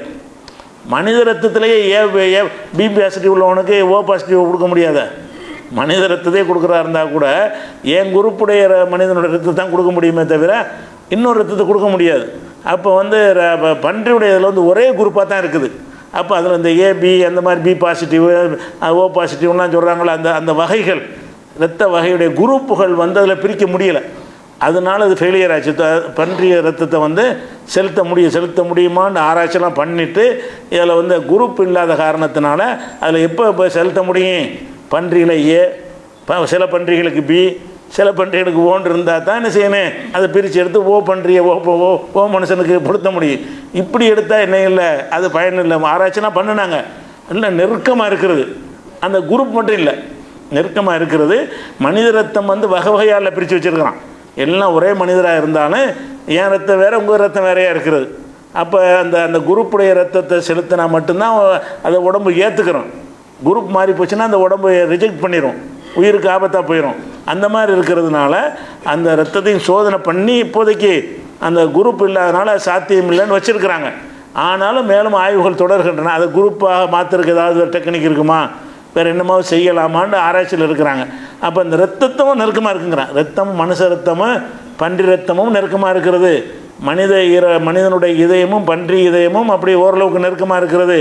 அந்த மாதிரி இருக்கிற காரணத்தினாலேயும் கூட எல்லாம் நினைஞ்சிருப்பான்னா ஹராமாக்கி இருக்கிறதுக்கு வாய்ப்பு இருக்கிறது. அது ஒரு விஷயத்தை விளங்கிக்கணும். அது போக இன்னொரு விஷயம் நம்ம வழக்கமாக சொல்லுவாங்க மக்கள், என்னென்னு கேட்டால் அது மனித மலத்தையெல்லாம் சாப்பிடுதில்ல. இந்த பன்றி மட்டும் என்ன செய்யும்னா மனுஷனுடைய மலத்தை சாப்பிடும். அது காரணமாக இருக்குமாண்டா அது காரணம் இல்லைங்கிற மாதிரி பெரும்பாலான்னு சொன்னாலும் கூட அதுவும் ஒரு காரணமாக இருக்கும். ஏன்னு கேட்டால் நமக்கு வந்து ரசூல் ஸல்லல்லாஹு அலைஹி வஸல்லம் வந்து இந்த மாடுலாம் இருக்குல்ல, மாடுகளை வந்து இந்த மனித மலத்தை திங்கக்கூடிய மாடுன்னு சில பகுதிகளில் இருக்கும். நகர்ப்புறங்களில் இருக்காது. நகர்ப்புறங்களில் மலம்லாம் சாக்கடைக்குள்ளே போயிடுது, கக்கூசில் போயிடுது. கிராமங்களில் மலம் கழிக்கிற ரோட்டில் தெருவில் கழிச்சிட்டு வந்துடுவாங்க. அதை போய் சாப்பிடும் மாடு. கிராமத்தில் மாடுகளில் சில மாடுகள் வந்து என்ன செய்யும்னு கேட்டால் மனிதனுடைய மலத்தை என்ன செய்யும், ரசித்து சாப்பிடும். இந்த பன்றி சாப்பிட்ற மாதிரி சாப்பிடும். அப்போ ரசூல்லா என்ன செய்கிறான், அது பிறகு அந்த சாப்பிடக்கூடாத லிஸ்ட்டு வரும்போது அதை நான் சொல்கிறேன். அதில் என்ன செய்கிறாங்கன்னா இந்த மனித மலம் சாப்பிடக்கூடிய மாட்டையும் அதில் உள்ள பாலையும் சாப்பிடன்னு இருக்காங்க. ரசூல் ஸல்லல்லாஹு அலைஹி வஸல்லம் வந்து தடுக்கும் பொழுது மாடு வந்து அனுமதிக்கப்பட்டதாக இருந்தாலும் அது மனித மலத்தை சாப்பிட்ற மாடாக எல்லா மாடும் சாப்பிடாது. சில மாடுகள் என்ன செய்யும்னா அது மனித மலம் தான் அதுக்கு பிடிக்கும். அப்போ இயல்புலே அது மாதிரி ஒரு கெட்ட இயல்பு கொண்ட ஒரு பிராணியாக இருக்கிறதுனால அந்த மாடை சாப்பிடாதீங்க, அதனுடைய பாலை குடிக்காதீங்க ரசூலா தடுத்துருக்குறாங்க. அதன் விவரணம் பின்னாடி நம்ம சொல்லுவோம். அப்போ அதற்கு இன்னும் அந்த அசுத்தத்தை சாப்பிடுவது ஒரு காரணமாக ஏற்றுக்கிறலாம்ல. சாப்பிட்ற ஒரு பிராணியிலேயே அது மலத்தை திங்கிறதுனால சாப்பிடக்கூடாதுன்னு சொன்னால் பன்றிக்கும் அது பொருந்தும்ல. பன்றியை ஹராமாக்குனதுக்கு அதை ஒரு பன்றி மனித மலத்தை சாப்பிடும். எல்லா மலத்தையும் எல்லாம் சாப்பிட்டா கூட மனித மலத்தை சாப்பிடுவதும் பன்றி தான் சாப்பிடும். அப்போ பன்றி சாப்பிட்ற மாதிரி என்ன செய்யுதுன்னு கேட்டால் சில மாடுகளும் சாப்பிடும். அது சில மாடுகள் சாப்பிடுமே, ஆனால் அந்த மாட்டை நீங்கள் சாப்பிடாதீங்க அப்படின்னு தடை இருக்கிறது. அப்போ ரசூல்லா எதை கவனிக்கிறாங்க, அது அந்த மனித மலத்தை சாப்பிடுவது வந்து அது வந்து அந்த உண்பதற்கு ஏற்றது இல்லை அப்படின்னு கருதி தானே இந்த மாட்டை ஹராமாக்குறாங்க. அப்போ பன்றிக்கு அது பொருந்தும்ல, அந்த காரணம் இருக்கலாம். பன்றியை தடுத்ததுக்கு வந்து விஞ்ஞானிகள் சொல்லக்கூடிய இந்த காரணத்தை எல்லாம் சொல்லலை, இவங்க தான் சொல்கிறாங்க. இந்த காரணங்கள் அந்த கொழுப்பு ஜாஸ்தியாக இருக்கிறது, அதனுடைய தன்மையை சொன்னோம்னு நேற்று, அந்த காரணம் அதில் இருக்கிறது. அதுபோக என்ன இருக்குதுன்னு கேட்டால் அது மனித மலத்தை சாப்பிடுவதை ஒரு காரணமாக எடுத்துக்கொள்ளலாம். ஏன்னு கேட்டால் அது மனித மலம் சாப்பிட்ற காரணத்தினால ஹலாலான பிராணியை ஹராமாக்குறாங்க ரசூல்லா. மாடு ஹலால் தானே, ஹலாலான பிராணியை ரசூல்லா என்ன செய்கிறாங்க, ஹராமாக்குறாங்கன்னு சொன்னால் அப்போ இதுக்கும் அது பொருந்தும்ன்ற ஒரு விஷயத்தை எடுத்துக்கலாம். அதுபோக மனித இனத்துக்கு நெருக்கமாக இருக்கிறதுனால அந்த காரணம் எடுத்துக்கலாம். பல காரணங்கள் அது வச்சுக்கலாம். ஆக மொத்தத்தில் பன்றி வந்து இந்த காரணங்களை இல்லாட்டாலும் ஹராம் தான். வழங்குதா? இந்த காரணங்கள்லாம் நம்ம எக்ஸ்ட்ராவாக கூடுதல் தகவல் தானே தவிர இந்த மனிதன் இதெல்லாம் இதுக்கு முன்னாடி உள்ள ஒரு 1000 வருஷத்துக்கு முன்னாடி உள்ளவங்களுக்கு இந்த காரணம் எதாவது தெரியுமா? அவங்க ஹராமாக தான் ஒதுக்கி வச்சுருந்தாங்க. அவங்க எதனால் ஹராமாக்குனாங்க? அல்லாஹ் ஹராமாக்கிட்டான். அல்லாஹ் ஹராமாக்குனா நம்ம சாப்பிடக்கூடாது என்பது தான் பேசிக்கான விஷயம். விளங்குதா? இந்த விஞ்ஞானம் இன்றைக்கி ஒன்று சொல்லும், நாளைக்கு ஒன்று சொல்லும், மாற்றி மாற்றி கூட பேசுவாங்க. இப்போ நம்ம கூடுதல் நம்ம சப்போர்ட்டுக்கு சரி அல்லாஹ் சொன்னது ஒரு கரெக்டாக இருக்குது அப்படின்னு ஒரு மன நிறைவுக்காக தான் இந்த காரணங்களே தவிர அதனால தான் ஹராம்னு கிடையாது. பன்றி ஹராமாச்சு. அடுத்தது என்னென்னு கேட்டால் 3 விஷயம் சொல்லிட்டோன்னா, இன்னமா ஹர்ரமா அலைக்கும் மைத்தத்தை அல்ல ஹராமாக்கிட்டான். மைத்தத்துனா முறைப்படி அறுக்கப்படாது. தமு ரத்தத்தை ஹராமாக்கிட்டான். உலகமல் ஹன்சீர் பன்றியுடைய இறைச்சை ஹராமாக்கிட்டு. அடுத்து 4வது விஷயம் அந்த வசனத்தில் சொல்லப்படுது, ஒமா உஹில்ல பிஹில் கைரில்லா இறைவன் அல்லாதவர்களுக்காக வேண்டி அறுக்கப்பட்டவை. ஒமா உஹில்ல பிஹில் கைரில்லா இறைவன் அல்லாதவர்களுக்காக அறுக்கப்பட்டவையும் ஹராம் என்று அந்த வசனத்தில் எல்லாம் சொல்கிறான். 4 வசனத்திலையும் சொல்கிறான். 2:173 இது இருக்கிறது. அது மாதிரி 5:3 இருக்கிறது, 6:145 இருக்கிறது, 16:115. இந்த 4 வசனங்கள்லையும் 4 விஷயத்தை ஹராமுங்கிறான்லாம். இந்த 4 வசனங்கள்லையும் இந்த 4 விஷயமே இருக்குது. இது மைத்தத்தை சாப்பிடக்கூடாது, ரத்தம் சாப்பிடக்கூடாது, பன்றியின் இறைச்சி சாப்பிடக்கூடாது, இறைவன் அல்லாதவர்களுக்காக அறுக்கப்பட்ட வகையில் என்ன செய்யக்கூடாது, சாப்பிடக்கூடாது அப்படிங்கிற இந்த 4மே இந்த 4 வசனத்திலையும் இருக்குது. 16:115, 6:145, 5:3, அதே மாதிரி 2:173. அப்போ அடுத்த ஹராம் என்னன்னு கேட்டால் அது என்னவா வேண்டாலும் இருக்கட்டும். சாப்பிடத்தக்க ஒரு ஆடாக கூட இருக்கட்டும், சாப்பிடத்தக்க ஒரு மாடாக கூட இருக்கட்டும், இறைவன் அல்லாதவர்களை பேரை சொல்லி அறுத்துட்டாங்கன்னா ஹராமாயிரும். ஒரு ஆடை என்ன செய்கிறான், அந்த சாமியின் பேரால், அவுலியா பேரால், அந்த பெரியார் பேரால், ஏதோ ஒரு பேரில் என்ன செய்கிறான், அதை அறுத்துட்டான்னு சொன்னால் அது ஹராமாயிரும். ஹராமன அது எல்லாமே ஹராமாயிரும். எந்த ஒரு பிராணிகளாக இருந்தாலும் சரி, அல்லாவுடைய பேர் எல்லாமே வேறு பேரை சொல்லி, ஏன்னா அல்லா தான் அதுக்கு ரிஸ்க்கு, அந்த பிராணிக்கு உயிரை கொடுத்தவன் எஜமான் அவன் தான். அவன் பேருக்கு பயன்படுத்துறதுக்கு பதிலாக வேறு பேரால் அவர் பேரால்னு சொன்னீங்கன்னு சொன்னால் அப்போ அல்லாவுக்கு அது கோபத்தை ஏற்படுத்துது. அதனால் என்ன செய்கிறான்னு கேட்டால் அதை ஹராமாக்கிட்டான். அப்போ அல்லாதவர்களுக்காக இந்த அறுக்கப்பட்டவை ஹராம்ங்கிற ஒரு விஷயம் அதில் வருகிறது, இந்த வசனத்தில் சொல்லப்படுது. இதில் இந்த இடத்துல இதில் பயன்படுத்துகிற வார்த்தை என்னன்னு கேட்டால் ஒமா உஹில்ல லிகைரில்லான்னு வருது. உஹில்லங்கிற வார்த்தை வந்திருக்கு 4 வசனத்துலேயும்.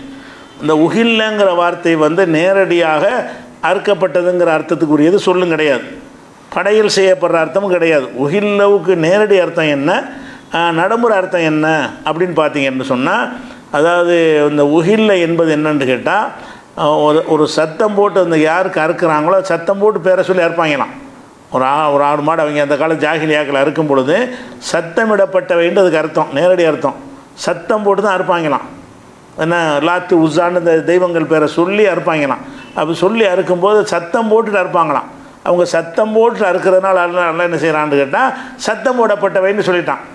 இது இந்த உஹில்லங்கிற வார்த்தைக்கு அறுக்கிறதுங்கிற அர்த்தம் கிடையாது, நேரடி அர்த்தம். உஹில்லவுக்கு என்ன அர்த்தம்னு கேட்டால் சத்தமிடப்பட்டவைன்னு அர்த்தம். ஏன் அந்த வார்த்தை எல்லாம் சொல்கிறான்னு கேட்டால், அன்றைய ஜாகிலியா காலத்தில் சாமிக்காக வேண்டி எதை அறுத்தானு அதை என்ன செய்வாங்க, ஒரு பெரிய தக்பீர் முழக்கம் மாதிரி ஒரு பயங்கரமாக சத்தம் போட்டு என்ன செய்வாங்க, அதை அந்த பிராணிகளை அறுப்பாங்க.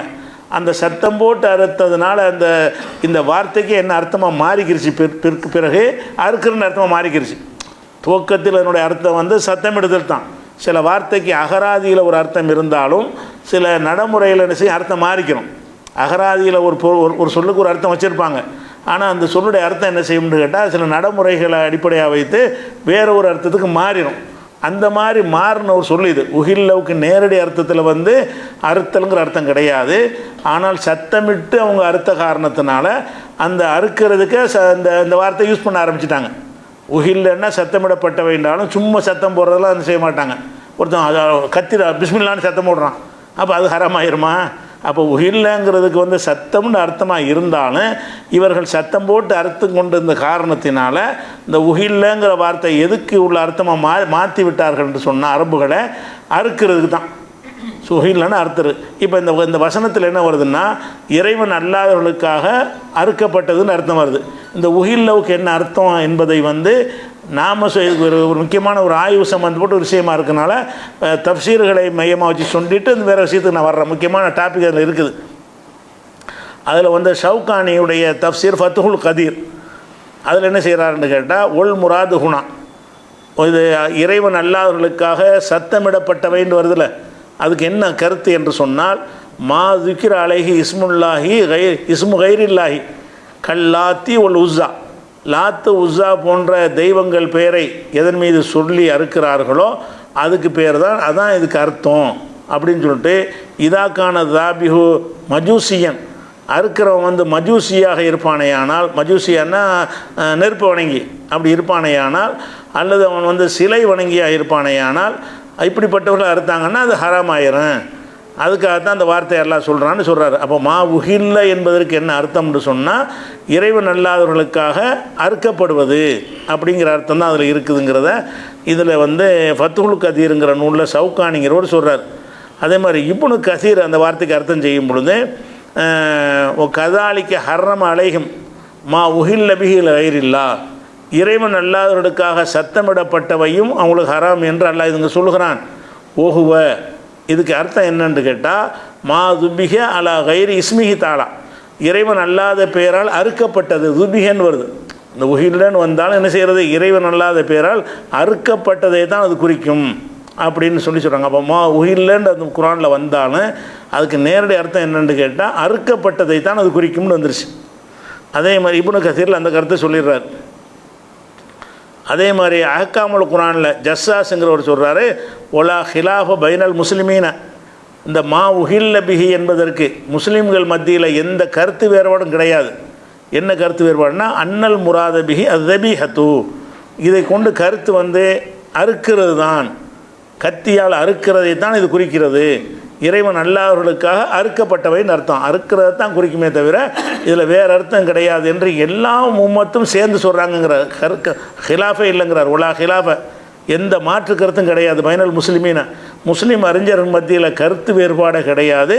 அன்னல் முராத பிஹி அஸ்ஸபீஹத்து, இதனுடைய கருத்து கத்தியால் அறுக்கிறது தான் அப்படின்னு சொல்கிறாங்க. இதா உஹில்ல பிஹாலி கைரில்லாஹி, இந்த தபஹி அறுக்கும் பொழுது அல்லாஹ் அல்லாத பெயரை சொல்வதைத்தான் இந்த வசனம் குறிக்கிறது என்று இந்த 4 வசனத்திற்கும் விளக்கமாக இந்த அஹ்காமுல் குரானில் ஜஸ்ஸாஸுங்கிறவரும் சொல்கிறார்.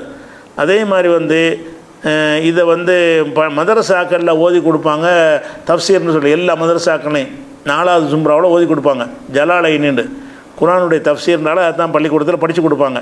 அதில் சொல்கிறார், ஒமா உஹில்ல பிஹி கைரில்லாஹின்னு அர்த்தம் என்னன்னுக்கிட்டா, ஐ துபிஹ அலஸ்மி கைரிஹி, மற்றவர் பெயரால் துபிஹ அறுக்கப்பட்டதுன்னு அர்த்தம் செய்கிறாங்க. ஜலாலைனிங்கிற தஃப்சீரில் இந்த வசனத்தை ஜலாலைன்னா சும்மா ஷார்ட்டாக இருக்கும், விரிவாக இருக்காது, சொல்லுக்கு சொல்ல அர்த்தம் உள்ளது. தஃப்சீர் ஜலாலைன்னு சொன்னால் அந்த ஒரு சொல்லுக்கு என்ன அர்த்தம் போடுவார், விரிவான விளக்கங்கள் அதெல்லாம் இருக்காது. ஜலாலைனிங்கிறது சின்ன அளவில் இருக்கும். குரான் எந்த அளவு இருக்கோ அது மாதிரி ஒரு பங்கு தான் தஃப்சீரும் சேர்த்தே இருக்கும், 2 மடங்கு தான் மொத்தமே இருக்கும், ரொம்ப விளக்கம் இருக்காது. அந்த ஜலாலைனிங்கிறது தான் மதரசாவில் ஆரம்பத்தில் தஃப்சீரை படிக்கிறவங்களுக்காக கற்றுக் கொடுப்பாங்க. அந்த கித்தாபில் என்ன இருக்குன்னு கேட்டால், ஒமா உஹில்ல பிஹில் கைரில்லா என்றால் ஐன்னா அதாவது விளக்கம் என்னன்னு கேட்டால், துபிஹ அலஸ்மி கைரிஹி, அல்லாஹ் அல்லாதவருடைய பேரை சொல்லி அறுக்குதல் தான், அறுக்கப்பட்டதை தான் இது குறிக்கும் அப்படின்னு ஜலாலைன்னு சொல்லிடுறாரு. தஃப்சீர் கபீர், ராசியுடைய தஃப்சீர் கபீருங்கிற தஃப்சீர் இருக்கிறது. அப்போ அதில் என்ன செய்கிறாங்க, ஒமா உஹில்ல பிஹி கைரில்லாஹ் என்று சொன்னால் யானி மா துபிஹலில் அஸ்னாம், சிலைகளுக்காக அறுக்கப்பட்டவை தான் அதை குறிக்கும், எல்லாமே அறுக்கப்பட்டது தான் குறிக்கிறது. அதே மாதிரி குர்துபியில் அவர் என்ன சொல்கிறாருன்னு கேட்டால், கால இப்னு அப்பாஸ் வகைருஹு, இப்னு அப்பாஸும் மற்றவர்களும் சொல்கிறார்கள், அல் முராது மா துபிஹல் அறுக்கிறது, மா துபிஹலில் அன்சாபி உல் அவுசானி, அதாவது சிலைகளுக்காக வேண்டி எது அறுக்கப்படுகிறதோ அதுதான் இந்த வசனத்துக்கு அர்த்தம். ஒமா உஹில்ல பிஹில் கைரில்லா என்றால் அல்லாஹ் அல்லாதவர்களுக்காக வேண்டி அறுக்கப்பட்டது அப்படிங்கிற அர்த்தத்தை குர்துபிலையும் அவர் சொல்கிறார்.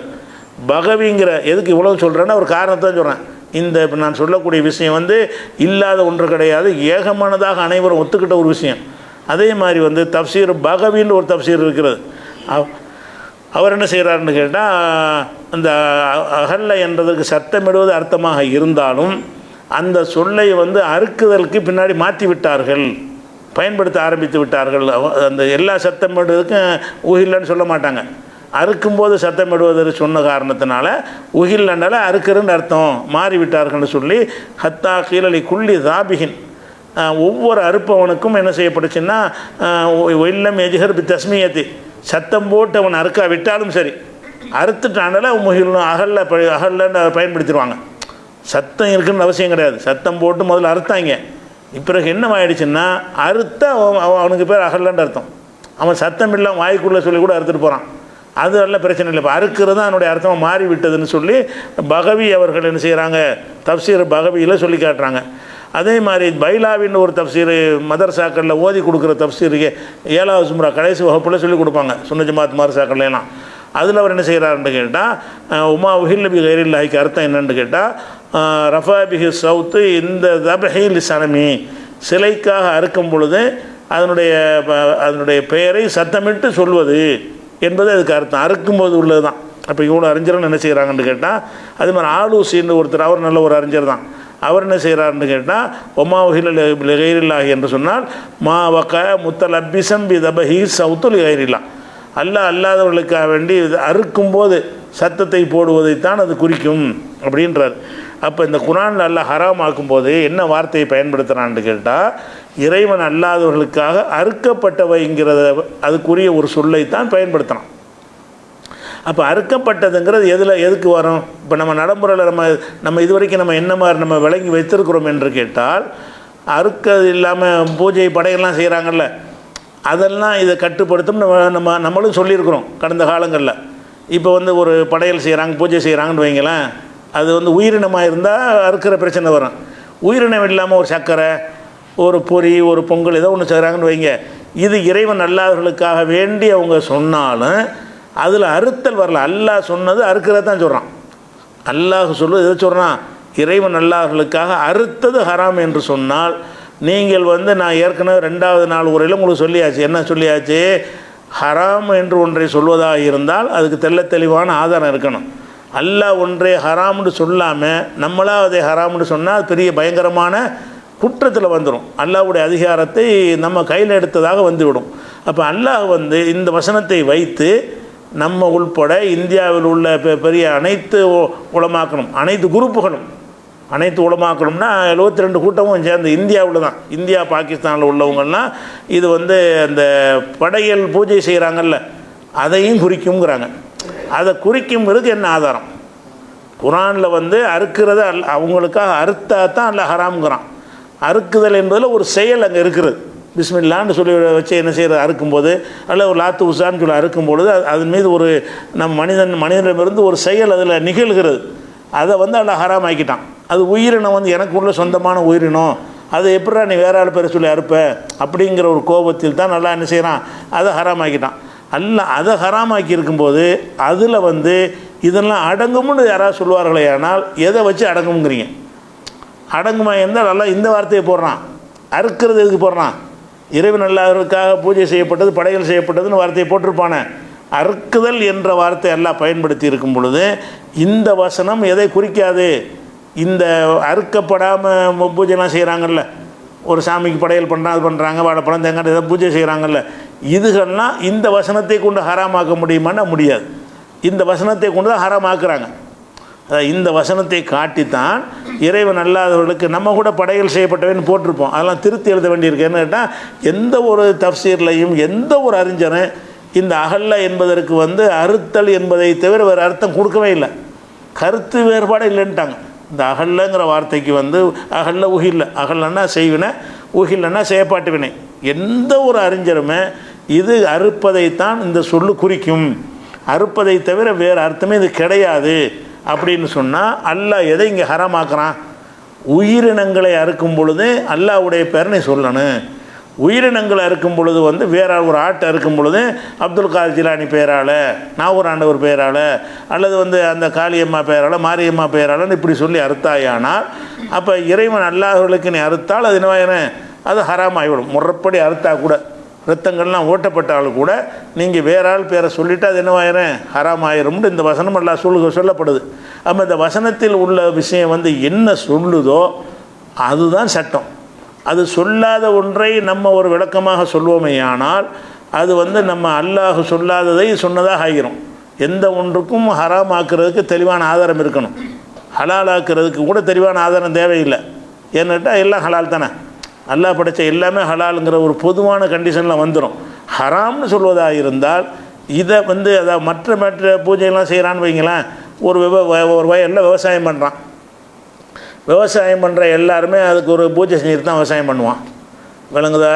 அவன் விதை விதைக்குவான், அந்த விதைக்கு பூஜை செஞ்சு தான் என்ன செய்வான், அந்த விதையை விதைக்குவான். அதுலேருந்து உற்பத்தி ஆகி வரக்கூடியதை நம்ம சாப்பிட்லாமான்னா சாப்பிடக்கூடாதுன்னு சொல்ல வேண்டி வரும். அதை சாப்பிட்டு தான் இருக்கிறோம். ஆனால் காசு கொடுத்து வாங்கி சாப்பிடணும், சும்மா இருந்தால் சாப்பிட்லாமான்னா அப்போ சாப்பிட்லாம் தான் சொல்லுவோம். நாங்கள் தான் காசு கொடுத்து வாங்கிட்டோமே ஒரு பதிலை சொன்னாலும் சரி ஓசியாக தர்றான், நீங்கள் சாப்பிட்லாமான்னா என்ன செய்வீங்க, சாப்பிட்லாம். அது எப்படி சாப்பிடுவீங்க இவங்க அந்த கேள்வி வர்றதில்லை. ஆனால் அதை கண்டுக்கிறாமல் நம்ம போயிட்டு இருந்துருக்குறோம். ஆனால் சட்டப்படி அப்போ கூடாதுன்னு அதுவும் தான் கூடாதுன்னு சொல்லணும். அதே மாதிரி ஒருத்தன் எந்த ஒரு ஒரு மதத்தில் உள்ளவனாக இருந்தாலும் அவன் எந்த ஒரு காரியத்தை செய்கிறதா இருந்தாலும் அவனுடைய ஏதோ ஒரு பேரை சொல்லித்தானே செய்வான். அவன் ஒரு வணங்கக்கூடிய ஒரு தெய்வத்தின் பேரில் ஒரு சாதாரண சோத்தை ஆக்கி என்ன செய்கிறான், ஒரு முஸ்லீம் அல்லாதவங்க சாப்பிடுவாங்கன்னு கூப்பிட்றாரு. அவன் அந்த ஆடு மாடுன்னா அது ஹலால் இல்லைன்னு சொல்லிடுவோம். சாதாரண சைவ சாப்பாட்டு உங்களை கூப்பிட்றாரு. அவர் சமைக்கும் போது என்ன செஞ்சு சமைப்பார், அவர் அது பக்தி உள்ளவராக இருந்தால் என்ன செய்வார், அவர் நினைக்கிற கடவுளை சொல்லி அதன் பெயரால் தூக்கி சட்டி வைப்பார், அதன் பெயரால் ஏதாவது சில மந்திரங்களை சொல்லி என்ன செய்வார், சமைக்குவார். அந்த சாப்பாட்டை தந்தால் சாப்பிட்லாமான்னா அது பூஜை செஞ்சுட்டான்னு சொல்ல முடியுமா? அது தேவையில்லை உனக்கு, அதுக்கு சொல்லப்படல மார்க்கத்தில். அவன் என்ன வேணாலும் செஞ்சுட்டு போகிறான், அதனால் என்ன இருக்குது, உங்களுக்கு சொல்லப்பட்டது என்ன இருக்குது, அறுக்கிறது தானே சொல்லப்படுது. இது வந்து புது கருத்தாகவும் தெரியலாம். ஏன்னாடா இந்திய அளவில் இப்படி தான் இருக்கிற கருத்து இருக்கிறது. ஆனால் இந்த கருத்தை இப்னு தைமியா மாதிரி ஆட்கள் அன்றைக்கே சொல்லியிருக்கிறாங்க. இதை புதுசாகலாம் சொல்லலை. தமிழ் உலகத்துக்கு இந்திய உலகத்துக்கு தான் இது புதுசாக தெரியுமே தவிர இதே கருத்தை இப்னு தைமியா மாதிரியான அறிஞர்கள், இப்போ வாழக்கூடிய உசைமீன் மாதிரியான சவுதியோட அறிஞர்கள்லாம் கூட அது அறுக்கிறது தான் குறிக்கும். அறுக்கிறது இல்லாமல் காவிர்கள் தரக்கூடியதை நம்ம என்ன செய்யலாம், அவங்க பண்டிகை திருவிழாக்கள் எதற்கு தந்தாலும் வாங்கி சாப்பிட்லான்னு இருக்கிறாங்க. யார் சொல்லியிருக்கா, இப்னு தைமியா சொல்லியிருக்கிறார். நம்ம அது கூட நம்மளும் சொல்லிகிட்டு இருந்தோம். ஆனால் நம்ம என்ன செய்கிறோம்னு கேட்டால் தேடி பார்க்கும், இந்த தலைப்பை எடுத்ததுனால மற்றவங்களும் அதை பற்றி என்ன சொல்லியிருக்கிறாங்க, இது ஆய்வு என்னென்ன செய்யப்பட்டிருக்குன்னு தேடி பார்க்கக்கூடிய நேரத்தில் தான் அதில் வேறு வேறு விஷயங்கள்லாம் நம்ம தெரிய வருகிறது. அதில் என்ன வருதுன்னு கேட்டால், உதாரணமாக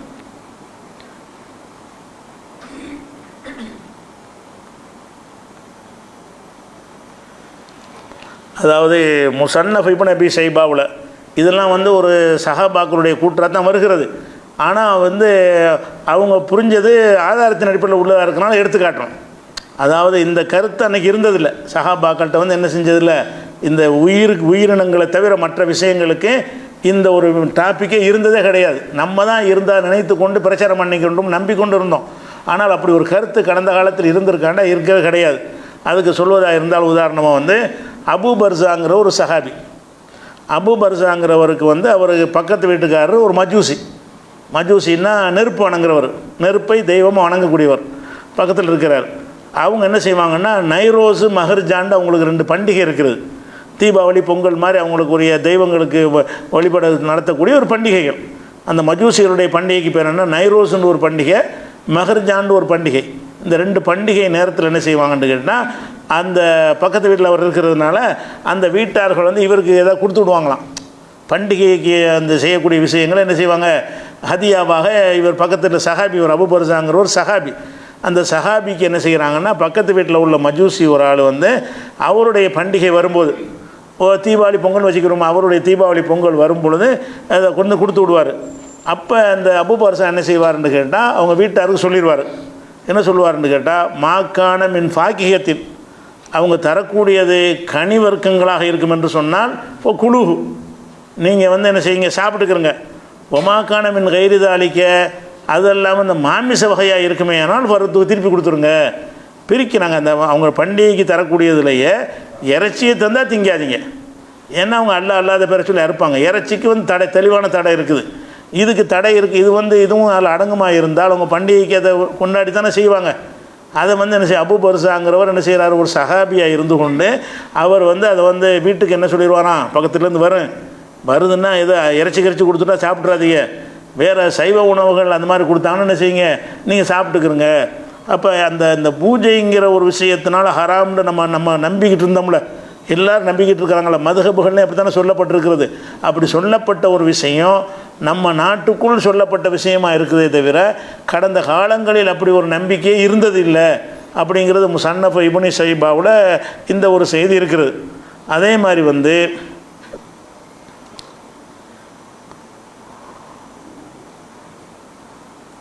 ஆயிஷா நாயகி சம்மந்தமாக ஒரு ஒரு விஷயம் வருது. என்ன வருதுன்னு கேட்டால், ஆயிஷா நாயகிட்ட ஒரு அம்மா வந்து கேட்குறாங்க. அவங்க என்ன கேட்குறாங்கன்னா, எங்கள் பக்கத்து வீட்டில் மஜூசி இனத்தை சேர்ந்த ஒரு பெண்கள் இருக்கிறாங்க, பெண் குடியிருக்கிறாங்க. அவங்களுக்கு சில பண்டிகைகள் வந்துடுது. அந்த பண்டிகையிலேருந்து இப்போ யகுதுன்னு இல்லைனா எங்களுக்கு ஹதியாவை ஏதாவது கொடுத்து விட்றாங்க. பண்டிகை வந்தவுடனே தீபாவளிக்கு நம்ம நண்பர்கள் அந்த கொடுத்து விடுவாங்கல்ல, அந்த மாதிரி தர்றாங்க. நாங்கள் என்ன செய்கிறதுன்னு ஆயிஷா நாயிட்ட கேட்குறாங்க. ஒரு அம்மா வந்து ஆயிஷா நாயிட்ட கேட்குறாங்க, எங்கள் பக்கத்து வீட்டில் வந்து இந்த மாதிரி மஜூசின்னா இந்த முஷரிக்கு தான், நெருப்பு வணங்கினா முஷரிக்கு தானே, இணை கற்பிக்கக்கூடிய ஒரு சமுதாயம் இருக்குது. அந்த சமுதாயத்து பெண்கள் எங்களுக்கு ஏதோ அன்பளிப்பை கொடுத்து விட்றாங்க. ஹதியாவா எப்போ கொடுக்குறாங்கன்னா, அந்த பண்டிகை தினத்தில், அந்த திருவிழாக்கள் கொண்டாடுவாங்கள்ல, அந்த பண்டிகையில் தானே இதெல்லாம் பூஜைலாம் நடக்கும், அதை கொடுத்து விட்றாங்க, நாங்கள் சாப்பிட்லாமான்னு சொன்னோன்னே அப்போ ஆயிஷா நாய் பதில் சொல்லி அனுப்புகிறாங்க. அம்மா மா துபிகலி தாலிக்கல்யோம், அன்றைய தினத்தில் அறுக்கப்பட்ட பொருளாக இருக்குமே ஆனால் ஃபுலா தாக்குழு, அதை சாப்பிட்றாதீங்க. ஒலாக்கின் குழுமின் அஷ்டாரிகம், அவங்களுடைய தாவர உணவுகளாக இருந்தால் சாப்பிட்டுக்கிறோங்க. ஆயிஷா நாய் சொல்கிறாங்க, அவங்க பண்டிகை நாளில் கொண்டாந்து தந்தாங்கன்னு சொன்னால் அந்த அந்த தாவர உணவை பூஜை செஞ்சாங்களா, படையல் செஞ்சாங்களா அப்படிங்கிற அது கற்பனை கூட இல்லை மார்க்கத்தில். இந்த அறுக்க உயிரினத்துக்கு தான் அந்த டாபிக் எடுக்க குரானில் இருக்கே தவிர, அப்படி இருந்ததுனால தான் இப்போ ஆயிஷா நாய் இதை எதுக்கு எடுத்து காட்டுறோம்னு கேட்டால், குரானில் உள்ளதுக்கு ஏற்ப அவங்க விளங்கியிருக்கிறாங்க.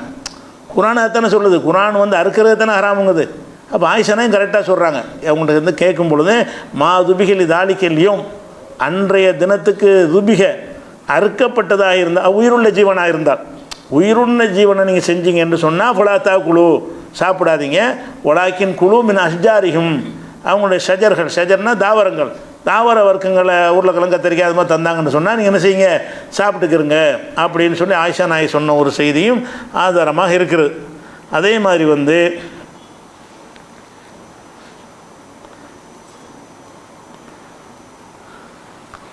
இந்த சாலிஹ் இப்னு உஸைமீன் இருக்கார்ல, இப்போ வந்து சலஃபில் முக்கியமான ஒரு அறிஞராக இருக்கார், இப்போ இருக்கிறார்.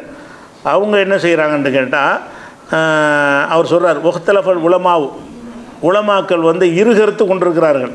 இதில் ஃபீமா இதா உஹுதிய இலைக்க அஹதா இலைக்க அஹதுமின் கைரில் முஸ்லிமீன ஹதியத்தன் பி முனாசபத்தி ஆயாதியும், அவங்களுடைய பெருநாள் போன்ற நாட்களில், பெருநாள் திருநாள் போன்ற நாட்களில் முஸ்லீம் அல்லாதவர்கள் உங்களுக்கு ஒன்றை ஹதியாவாக தந்தால் அதை சாப்பிடலாமா என்பதில் வந்து அறிஞர்கள் வந்து கருத்து வேறுபாடு கொண்டிருக்கிறார்கள். சாப்பிடலாம் என்று சொன்னவர்கள் இருக்கிறார், அவர் சொல்கிறார், சாப்பிடலாம் என்று சொன்னவர்கள் இருக்கிறார்கள், சாப்பிடக்கூடாது என்று சொன்னவர்கள் இருக்கிறார்கள்.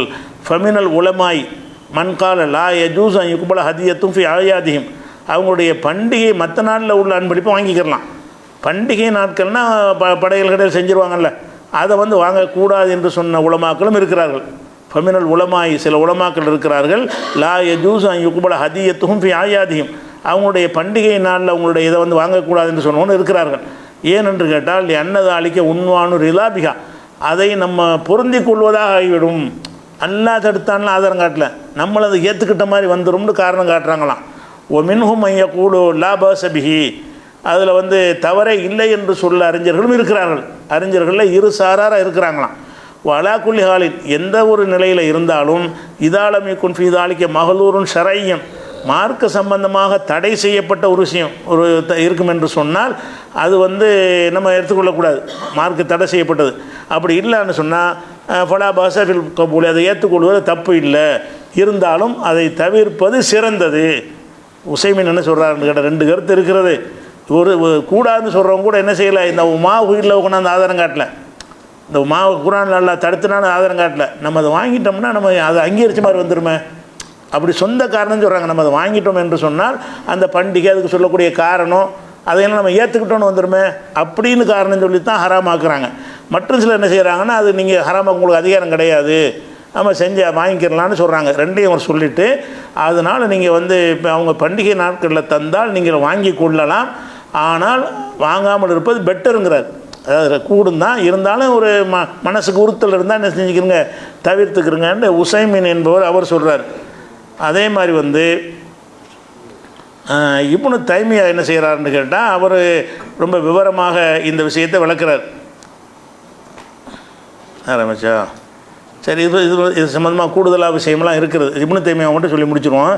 இப்னு தைமியா என்ன சொல்கிறாருன்னு கேட்டால், அவங்களுடைய பெருநாள் தினத்தில் அம்மா கபூலுல் ஹதியத்தி மின்ஹும் யோம் ஈதிஹிம், ஈதுடைய நாளில் அவங்களுடைய பெருநாள் தினத்தில் இதெல்லாம் பொருள்களை அவங்க தரக்கூடியதை பெற்றுக்கொள்வது இருக்குது. நாம் ஏற்கனவே நம்ம சொல்லியிருக்கிறோம். அவர் சொல்கிறார், அலி ரலியல்லாஹு அன்ஹு அவர்கள் வந்து நைரோஸ் பண்டிகைக்கு அவர்கள் கொடுத்து விட்ட ஹதியாவை வாங்கி ஏற்றுக்கொண்டிருக்கிறார்கள். அலி என்ன செஞ்சுருக்கிறாங்க, வாங்கியிருக்கிறாங்க அப்படின்னு சொல்கிறாரு. அதே மாதிரி ஆயிஷா நாயகி சொன்ன சம்பவம் சொன்னோம்ல, அந்த அதிசயம் எடுத்து காட்டுறாரு. ஆயிஷா நாயகியும் இணைஞ்சிருக்கிறாங்க, அவங்களுடைய தாவர உணவுகளை வாங்கிக்கிறங்க, அறுக்கிற உணவு மட்டும் வாங்காதீங்கன்னு சொல்லியிருக்கிறார்கள்னு சொல்கிறார். அதே மாதிரி வந்து அபு பர்ஸாவுடைய சம்பவத்தையும் சொல்கிறார். இதெல்லாம் சொல்லிட்டு என்ன செய்கிறாருன்னு கேட்டால், ஃபஹாதா குல்லுஹு எதுல்லு, இவற்றிலிருந்து நமக்கு தெரிய வருவது என்ன என்று கேட்டால், அலா அன்னஹு லா தஅசீர ஈது, அவன் கொண்டாடுகிற பண்டிகை என்பது எந்த ஒரு தாக்கத்தை நமக்கு ஏற்படுத்தாது. ஃபில் மன்ஐ ஃபி மின் குபூலி ஹதியத்திஹிம், அவங்களுடைய ஹதியாவை மறுப்பதற்கு அது போதுமான காரணமாக இருக்காது. பல் ஹுக்குமுஹா ஃபில் ஈதி வகைரிஹி சவாவுன், அது பெருநாளாக இருந்தாலும் சரி, அவனுடைய திருவிழா இல்லாத நாளாக இருந்தாலும் சரி, சட்டம் ஒரே பொதுவானது தான். பெருநாளைக்கு மட்டும் வாங்காத, மற்ற நாளில் வாங்கிக்கன்னு சொல்வதற்கு எந்த ஒரு முகாந்திரமும் இல்லை. என்னஹூ லைசபி தாலிக்கு யானத்துள்ளகும் அல்லா ஷாயிரி குஃபுரியும், இப்படி வாங்கி கொள்வதனால அவங்களுடைய குஃபுருக்கு நம்ம சப்போர்ட் பண்ணோன்ற அர்த்தத்தில் வராது. இப்னு தீமியா சொல்கிறார், வாங்கிக்கிட்டதுனால அவங்க குஃபுருக்கு நம்ம சப்போர்ட் பண்ணோன்ற அர்த்தத்தில் வராது அப்படின்னு சொல்லி இப்னு தீமியாவும் சொல்கிறார். அப்போ நம்ம என்ன பார்க்குறோம்னு கேட்டால், அந்த ஒமாவு 4வது விஷயம்ல ஹராம் ஆக்குறானே, அதில் சொல்வது ஒமா உஹில்ல லி கைரில்லா, ஒமா உஹில்ல பிஹிலி கைரில்லா, இப்படிங்கிற 2 வாசகம் வருது. எல்லாத்துக்கும் என்ன அர்த்தம்னு கேட்டால், அல்லாஹ் அல்லாதவர்களுக்கு பேரில் அறுக்கப்பட்டது ஹராம், அறுக்கப்பட்டது ஹராம் என்பது அது சொல்லுமே தவிர, அறுக்கப்படாமல் அவர்கள் வேறு எதாவது செஞ்சாங்கன்னு சொன்னால் அந்த உணவுகளை இது குறிக்கவே குறிக்காது. அது குறிக்குதுன்னு யாராவது சொல்வார்களே, ஆனால் அவங்க வேறு ஆதாரத்தோடு காட்டணும். இந்த அறுக்கப்பட்டதுக்கு குர்ஆன் தெளிவாக சொல்லிருச்சு. அறுப்பது சம்மந்தப்படாத உணவுக்குள்ள ஆதாரம் என்னன்னு கேளுங்க. ஆதாரம் என்ன சொல்லுவாங்கன்னு, அது நம்ம சப்போர்ட் பண்ணுற மாதிரி வருதுல்ல, அப்படிங்க இப்படி தான் ஒரு காரணம். அதாவது சுயமாக ஒரு காரணம் சொல்கிறாங்களே தவிர, இந்த வசனத்தின் அடிப்படையில் அதை சொல்கிறோம், இந்த ஹதீஸ் அடிப்படையில் சொல்கிறோன்னு சொல்லாமல் அது குஃபருக்கு துணை செய்கிற மாதிரி ஆகும். அப்போ யகூதியருடைய சாப்பாடு எல்லாம் ஹலால் ஆக்கியிருக்கான், துணை செய்கிற மாதிரி ஆகுமா? யகூதி இருக்கிறத நம்ம சாப்பாடு எல்லாம் ஹலால் ஆக்கியிருக்கிறான்ல, அதனால் அவனுக்கு துணை செஞ்ச மாதிரி ஆகுமா? இப்படியா புரிகிறது? அப்படி புரிய ஆதாரம் வேணும். ஹராம்னு சொல்ல ஆதாரம் வேணும். இது சம்மந்தமான கூடுதல் விவரங்களை இன்ஷா அல்லாஹ் நம்ம வந்து புதுசாக நீங்கள் நினைப்பீங்க, ஆனால் இது கடந்த காலத்தில் எல்லா பக்கமும் இருக்குது தான். இங்கே நமக்கு இப்படி நம்ம இந்த நம்பிக்கையில் இருந்துக்கிட்டு இருக்கிறோம். அதனால் வந்து இதை விளங்கிக்கொள்ளணும். கூடுதலாக இன்ஷா அல்லாஹ் நாளைக்கு மேலே பார்ப்போம். அஸ்ஸலாமு அலைக்கும்.